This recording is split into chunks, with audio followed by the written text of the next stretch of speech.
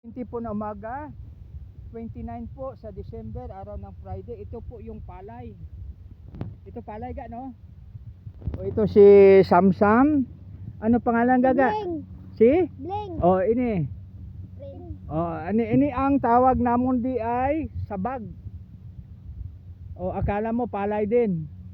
Pero ito mga kaibigan ay maano yung kanyang no? Parang palay din, no? Pero tawag din minsan sa amin ay paray-paray, no? Parang palay, pero hindi siya palay, no? Parang pag sa wika namin na Ilonggo, sabag. Ibig sabihin weed siya pag sa English, no? Ito yung tunay na palay. Kaya mga kaibigan, alalahanin po natin, mayroong tunay, mayroong din hindi tunay. Tulad nito, tunay na palay. Ito ay tunay na sabag. Ibig sabihin na